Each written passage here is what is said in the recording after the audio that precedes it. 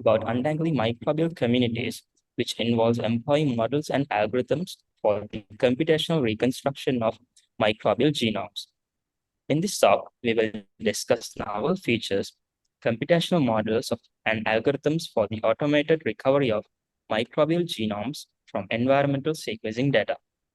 We will also discuss how these methods will enable the identification of novel microbial genomes and provide insights into the diversity of microbial communities. Let me introduce our resource person for today's session.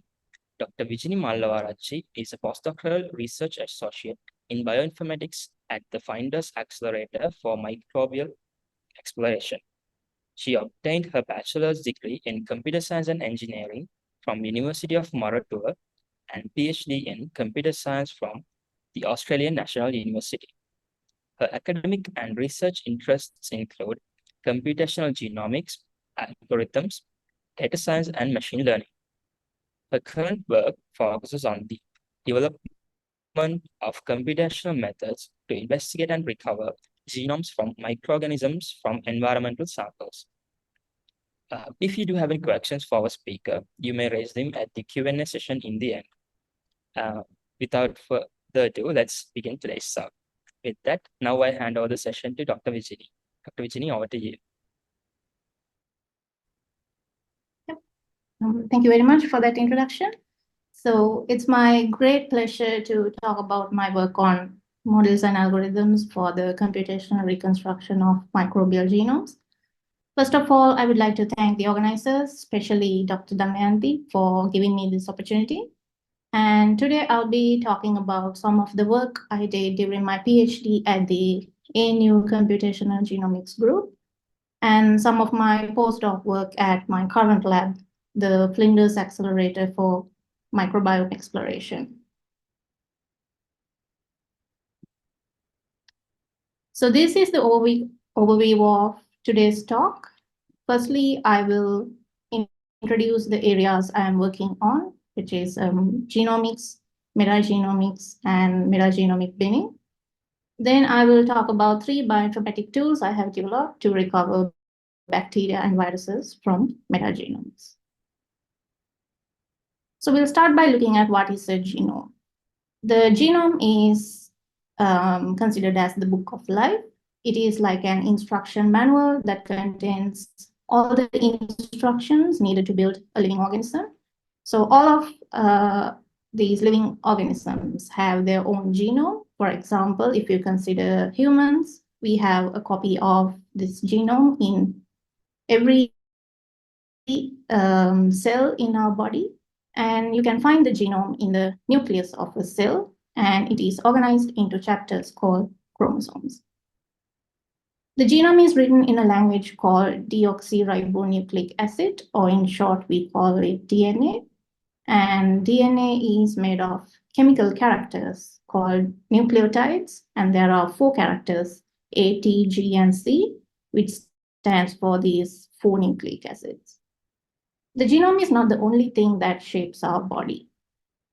So our body is home to a whole bunch of tiny organisms. We call them microorganisms, and they have their own genomes as well.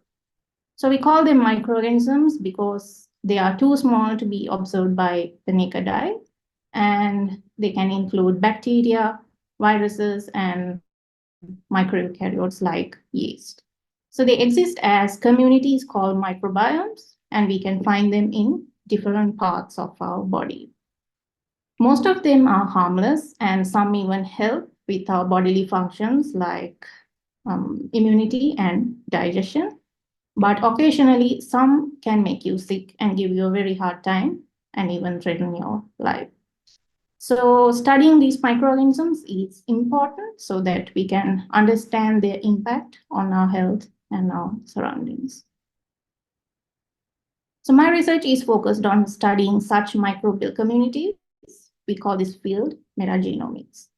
In metagenomics, we study the collective genetic material obtained directly from microbial communities in their natural environments. So they can come from different environments like our body, soil, water, or even other animals. So previously, environmental samples were widely studied using culture-based techniques, where we try to grow these microorganisms in special culture media in laboratory conditions. But only a limited number of microorganisms can grow and survive in such conditions, and less than 1% of the total microbial diversity has been cultured so far, leaving us with the rest of the microbial world unknown. With the development of sequencing technologies, the field of metagenomics has gained popularity to study these uncultured genomes, as almost all the genetic material can be accessed through metagenomics, and we can study these environmental samples as it is. Now let's see how we typically do metagenomic analysis. So I've highlighted some words here, which we will be using throughout this presentation. So keep them in mind as I explain them. So we start with a metagenome containing a mixture of genomes. Then we sequence it to obtain short DNA fragments called reads. And then we perform a step called assembly, which will produce longer sequences called contigs that represent these collection of genomes. So as contigs from all of these genomes are mixed together, what we want to do is we separate them into groups called bins that represent these different microorganisms which were found in our metagenome. And finally, we construct genomes from these bins. So my research focuses on how we can improve these bins and construct better genomes. Now let's see what is metagenomic binning in detail. So let's have a look at this analogy. So we all know about jigsaw puzzles. You get small pieces of a bigger image, and you have to piece the puzzle together to form this image. So imagine you have 4 jigsaw puzzles, and all of its pieces are mixed together. You don't know which piece came from which puzzle. So we'll have to separate the pieces belonging to each puzzle and then individually solve the 4 puzzles. A similar thing is done in metagenomics analysis. So here the mixed up puzzle pieces will be those longer sequences called contigs. And similar to separating the puzzle pieces, we have to separate these contigs into bins, and these bins can represent different microorganisms. Then we construct genomes from these individual bins, so they can be complete or partial, and similar to the way we solve each of these individual puzzles. So the step where we separate these contigs into bins is called metagenomic binning. So we use 2 kinds of information in metagenomic binning. The first is the nucleotide composition information. Generally, the nucleotide composition is represented as numerical feature vectors to support computations. The most commonly used composition feature is the normalized frequencies of oligonucleotides of a particular size. So oligonucleotides are basically substrings of a particular length. So we call them kmers, which K stands for the size in computational terms. So in this example, I have shown 4 mers. So we count the occurrences of these kmers in our contig sequences and compare their normalized frequencies. Studies have shown that the frequencies of these oligonucleotides vary between different species. And here you can see I've shown the former frequencies of 2 bacterial species. But there can be cases where the frequency of 2 species, frequencies of 2 species can be similar like this, and it becomes challenging to separate them only with the composition information. So to tackle this problem, we use another type of information, which is the coverage of the contigs. So you can think of the coverage as the number of copies each genome is present in the sample. So contigs coming from the same genome should have similar coverage. So we can obtain the coverage using the number of reads that sort of map to these contigs. The latest binning tools make use of both the composition and coverage information to perform binning, and we commonly call them hybrid binning tools.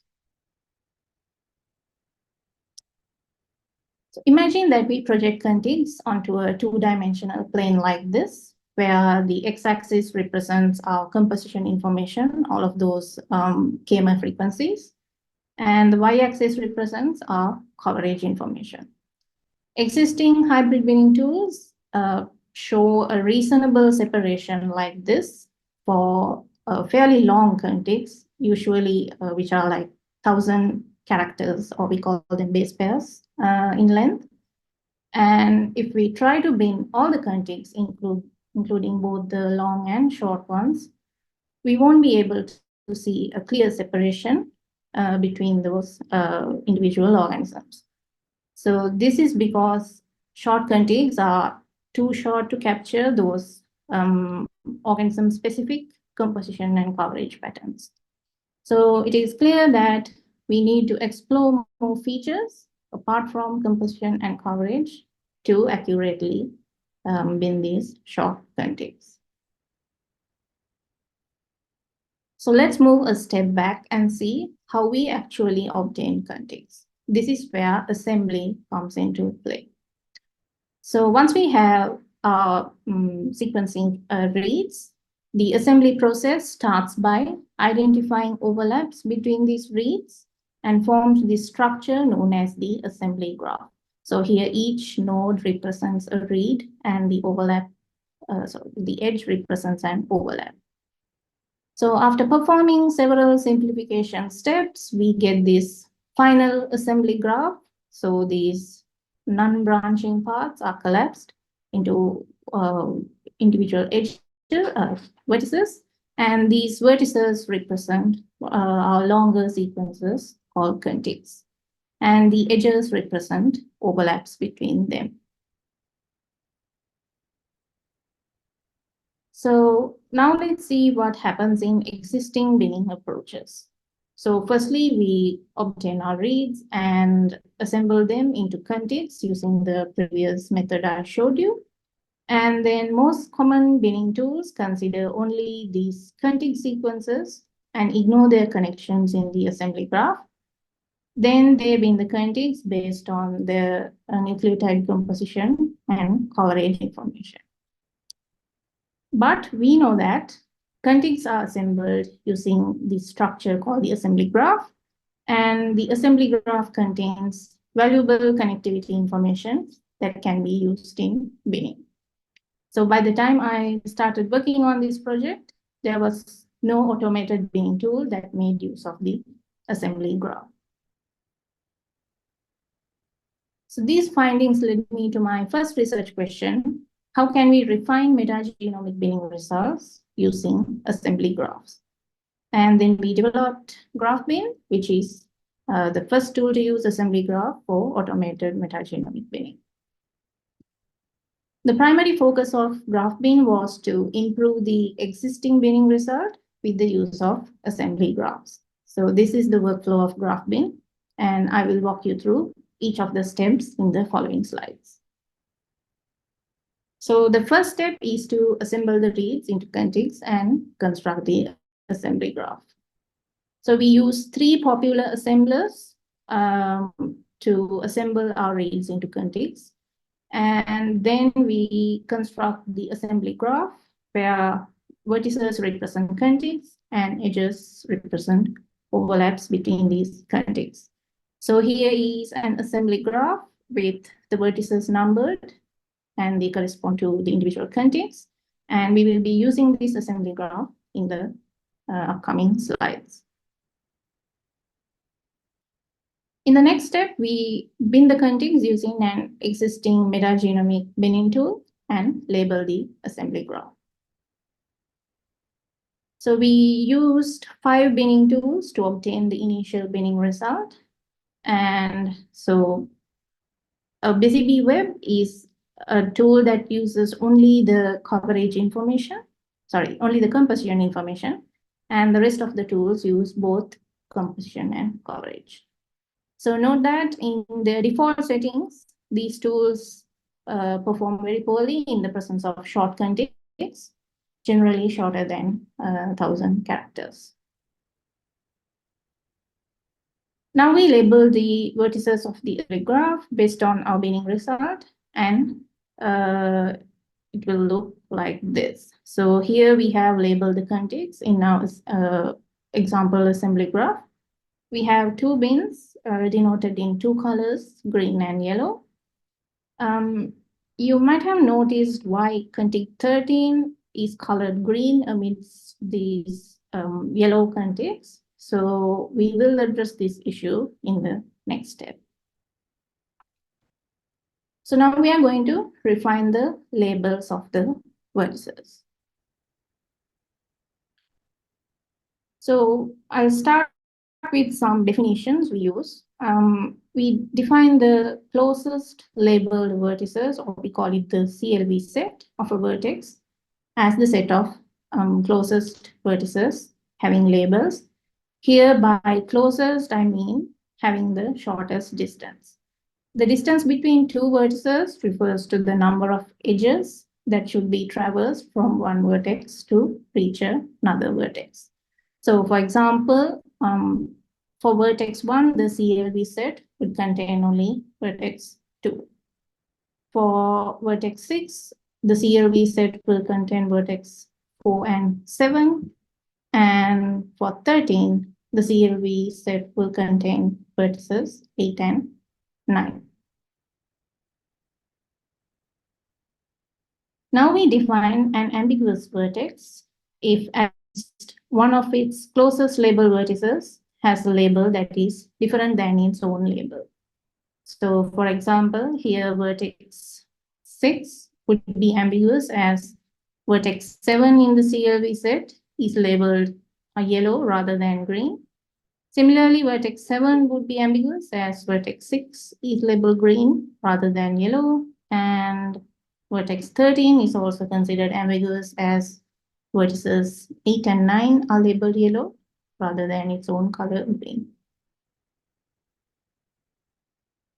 Then we remove the labels of such ambiguous vertices due to 2 possibilities. The first is that these contigs can belong to more than one genome and may be located along the species boundaries. And the second reason is that they can be actually binned incorrectly by the initial binning tool. So we have to refine them. So after refining labels, we propagate labels to unlabeled vertices in the assembly graph. So here we use a technique called label propagation, which is a semi-supervised machine learning technique that can propagate labels to neighboring unlabeled data using the label data. So here you can see an example animation of the label propagation process by pushing labels from the labeled vertices to the unlabeled vertices. We further refine the labels of the final result by removing the labels of ambiguous vertices, because we cannot say for sure that those vertices correspond to those vertices of the corresponding contigs belong to exactly only one species. So the labels of vertices 6 and 7 will be removed from the result, and the final graph would look like this. And at the end, graph bin will output the contigs and their corresponding bins. We simulated a data set with 3 bacterial species for visualization purposes. And here is a running example of the graph bin process on this data set. So the initial assembly graph would look like this. So there are no labeled vertices. And then we use an initial binning tool. Here we have used MaxBin2 to label the assembly graph. So you can notice that all these gray vertices have not been binned by MaxBin2. Now we identify the ambiguous vertices. So here you can see there are 4 vertices circled in red, and we remove the labels of them. Now we propagate labels from our labeled vertices to the unlabeled vertices like this. So finally, it will converge. So we benchmarked GraphBin against assemblies from a tool called SGA.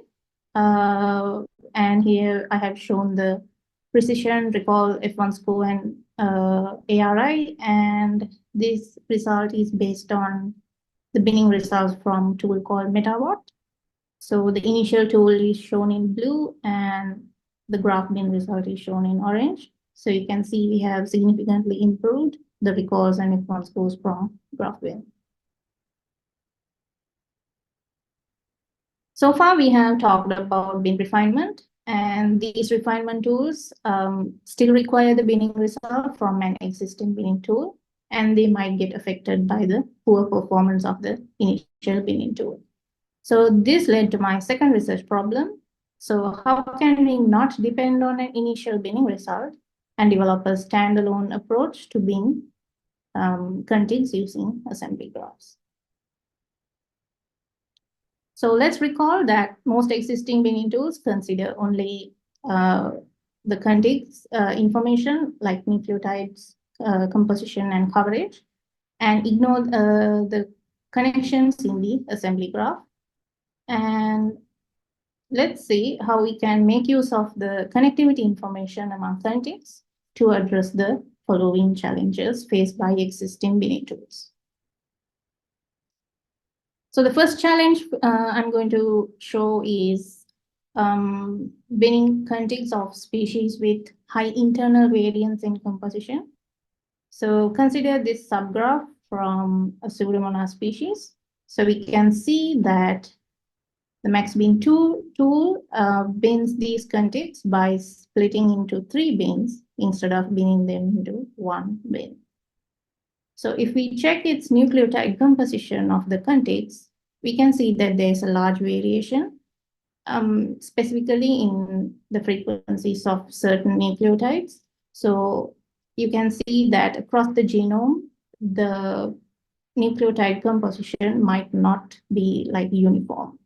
So if there are variations, the binning tools can face problems and sort of get confused. The second challenge is binning contigs of species with high internal variance in coverage. So here is a subgraph from another species.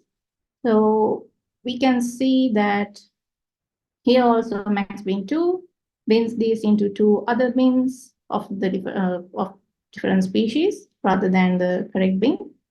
And if we check its coverage values, there's a high variation.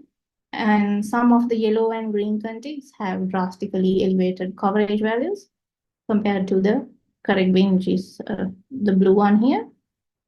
So this can occur because genomes can have repetitive regions. So the same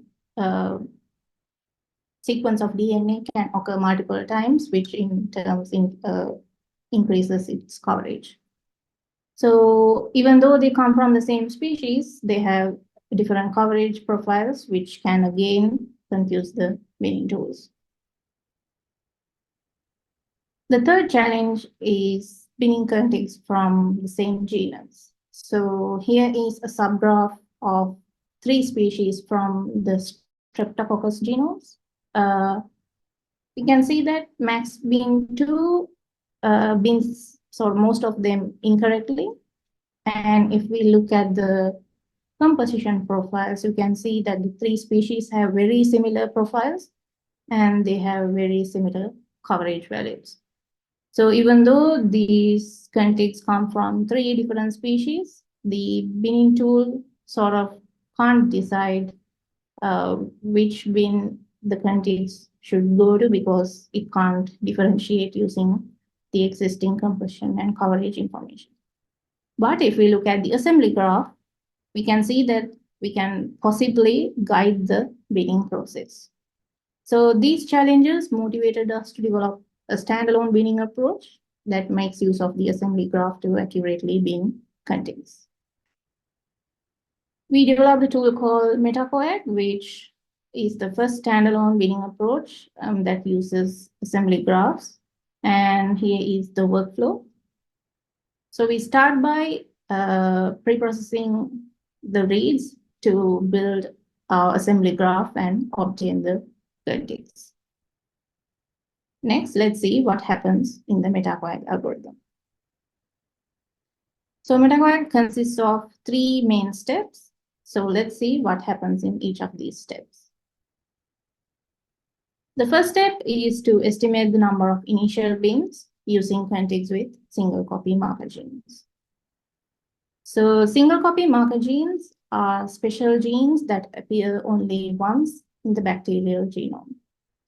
So that means you can find only one copy of each gene in a given genome. Also, these genes are conserved in almost all the bacterial species identified so far. Since these genes appear only once in a bacterial genome, we can use these to estimate the number of species present in a sample.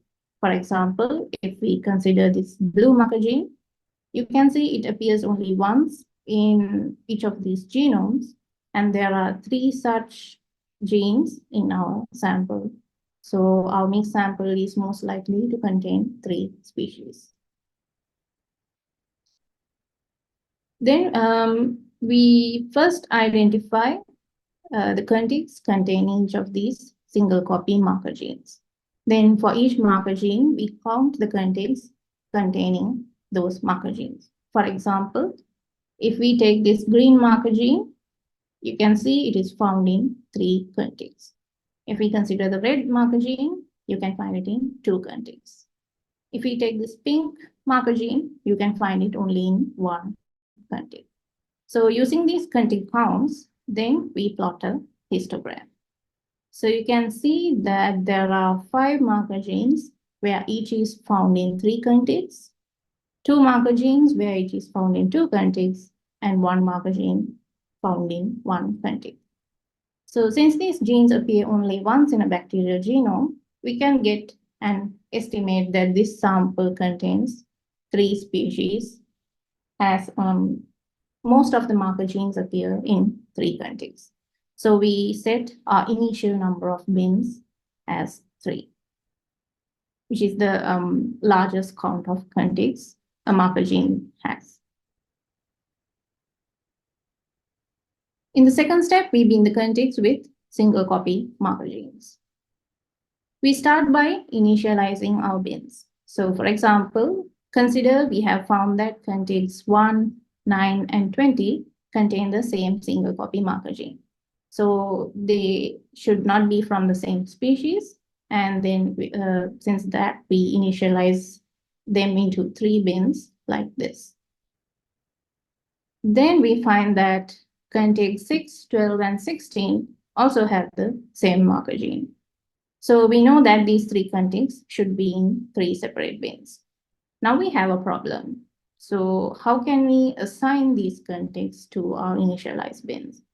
For example, if we look at contig 6, should it belong to bin 1 or bin 2? So before we solve that problem, I'm going to define some terms. So we define the tetranucleotide composition distance between 2 contigs as the Euclidean distance between the normalized tetranucleotide frequency vectors of 2 contigs. Then we define the score that 2 contigs belong to the same species based on composition by modeling using Gaussian distributions. And we define a score that 2 contigs belong to the same species based on coverage by modeling using Poisson distributions.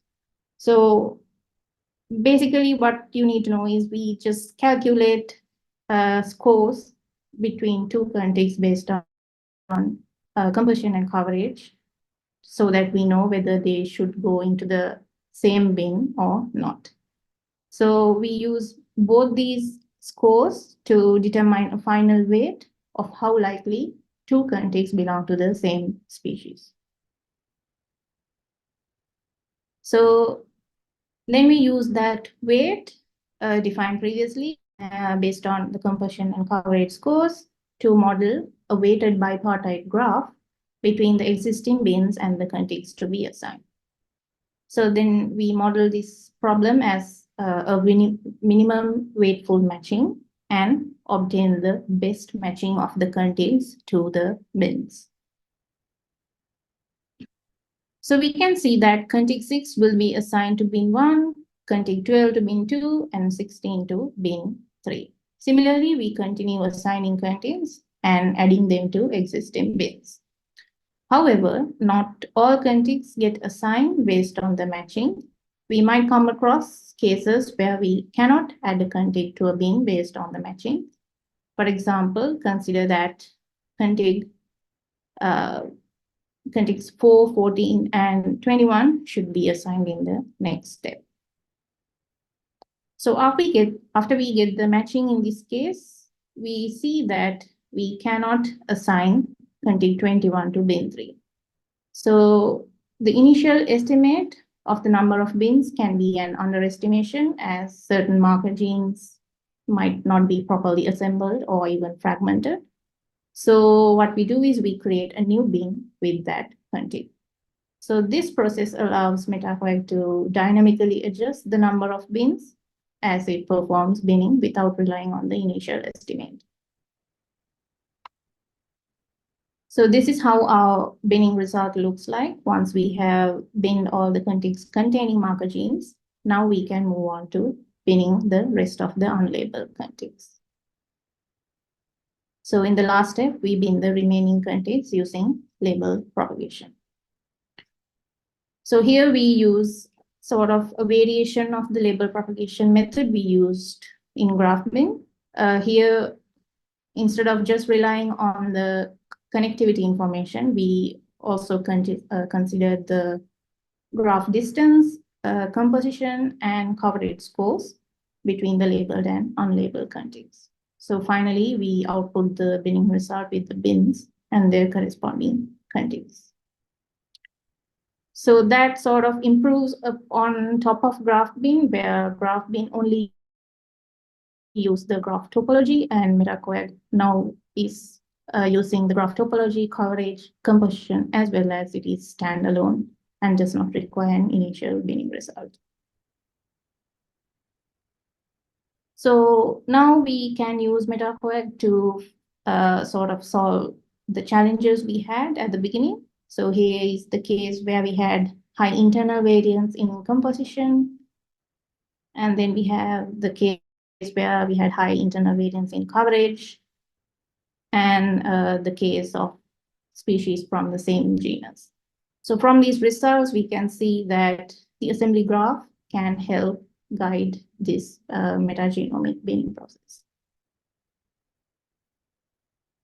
Next, we also benchmarked MetaQuag against 3 popular binning tools. And here I have shown the F1 score results of the bins. So here each dot represents a bin. And you can see MetaQuag has produced the highest number of high quality bins and the lowest number of low quality bins. So now I'm going to move on to viruses, because this work was done at Flinders University in my postdoc, where I started working on viruses, specifically bacterial viruses, or we call them bacteriophages. So I wanted to explore how we can recover contiguous viral genomes from environmental sequencing data and see if the assembly graph can help. So bacteriophages, or phages in short, are viruses that infect bacteria. So a typical phage would look like this.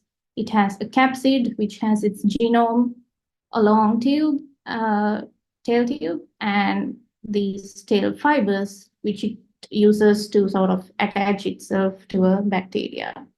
So here is a transmission electron microscope image of a bunch of phages attacking a bacteria, replicating inside it and bursting out while killing the bacteria. So the nice thing about phages is you can find them anywhere bacteria are, and they have become very helpful in fighting against antimicrobial resistant bacteria in a treatment called phage therapy. So how can we find viral sequences, or particularly phage sequences in my case, from our metagenome assemblies? So many tools have been developed for viral identification, and these tools consider individual contigs and run them through a pre-trained model to predict whether they come from a virus or not. However, genomes can be fragmented, especially when it comes to phages, and we are left with many contigs instead of one genome. Also, novel phages can be overlooked by these tools as they use models trained on known genomes. So taking inspiration from my PhD work, I took a closer look at the assembly graph of these phages to see if I can get any useful information to construct complete phage genomes. So here's an example assembly graph. Each colored line represents a contig, and we can see that there are many fragments, as well as these connected components that look like 2 or 3 genomes have been collapsed together. So I wanted to see if I can identify such components that belong to phages and resolve genomes from them. To do this, I developed a tool called Fables, which can take in an assembly graph and output nice complete phage genomes like this. So firstly, we pre-process some reads to get our contigs assembly graph, and then also calculate the coverage values of these contigs in the assembly graph. Next, I identify components that look like they belong to phages from the assembly graph. So to do this, I use a database called the Prokaryotic Virus Remote Homologous Groups, or in short, we call it the FROG database, which has conserved phage genes, so sort of those capsid genes and tail genes, which are known to be present in all phages. And then I sort of select those phage components. Then I take one component at a time and resolve genomes from them. So for example, let's take this phage component with 3 contigs. So using the sequencing data, I can calculate that this purple contig has 3 copies, the pink contig has 2 copies, and the brown contig has 5 copies. To make things easy to explain, I'm going to break this component from the brown contig and make it into a linearized component like this. Now I take this linearized component and model it into what we call a flow network. So you can think of a flow network as a system of pipes carrying water. So imagine that each pipe can carry a certain amount of water at a given time. For example, this first brown pipe can carry 5 liters of water per second. Then it breaks into 2 pipes, and the purple pipe can carry 3 liters per second, and the pink pipe can carry 2 liters per second. So if there are no leaks in the pipes or at the joints, how much water would flow through this last brown pipe? It should be 5 liters per second, because water can enter this brown pipe only from the purple and pink pipes. So whatever the water flowing through these 2 pipes should flow through the brown pipe. So 3 plus 2 is 5. So we use this idea to break down our system of pipes into 2 parts, which can carry 3 liters per second and 2 liters per second. So this process is computationally done using a technique called flow decomposition. Now we backtrack these parts to our linearized phage component and then to our original phage component. The amount of water that flows through these paths can be translated to the number of copies of the reserved genomes. So here you can see we get 2 genomes, and this genome has 3 copies, and this genome has 2 copies.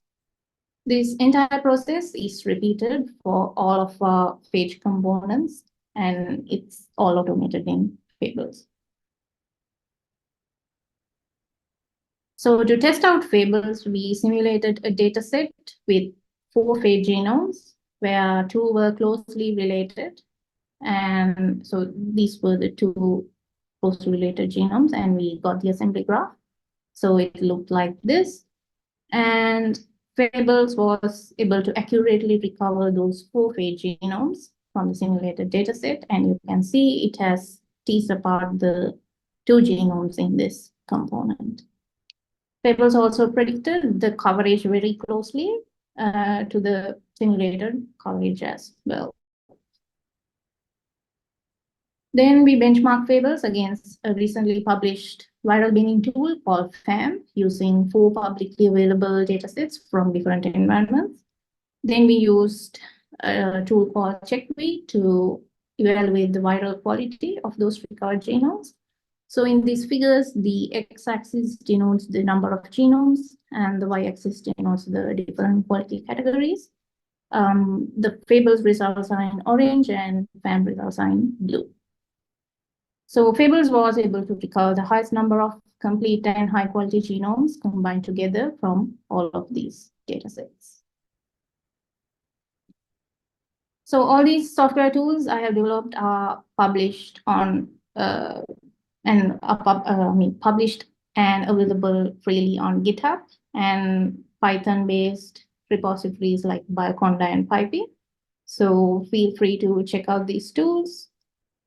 And this work wouldn't be possible if not for the support from a lot of people. So first and foremost, I would like to thank my late PhD advisor, Dr. Yulin, for the guidance, support, and valuable advice given throughout my PhD. And I would also like to acknowledge my other PhD advisors, the ANU Computational Genomics Group, the Australian National University, the Chan Zuckerberg Initiative for the funding, and NCI Australia for the computing resources. Also, I would like to thank everyone in my current lab, the Flinders Accelerator for Microbiome Exploration, for supporting me with my work. And it's a big thank you to all of our collaborators and funding bodies.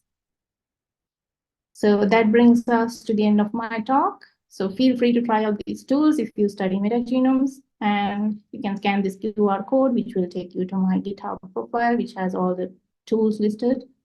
And also you can reach out to me through any of these methods if you have any questions, comments, or would like to elaborate. Thank you. Thank you, Dr. Vijini. We are grateful for the knowledge you shared with us and the effort you took to share your thoughts and experiences with us today. Let's move on to the questions and answers to resolve any questions you have regarding today's seminar. Our speaker is now ready to answer any questions you have regarding the seminar. You can unmute yourself and ask, or you can leave a message on the Zoom chat. Seems like we don't have questions at the moment. So thanks again, Dr. Mallawaarachchi, for spending your valuable time with us. And I'm sure our students will reach out to you if they have any questions via these emails and all that. So that brings us to the end of today's session. And I'd like to thank everyone for being here. And until next time, see you. Bye. Thank you very much. Bye.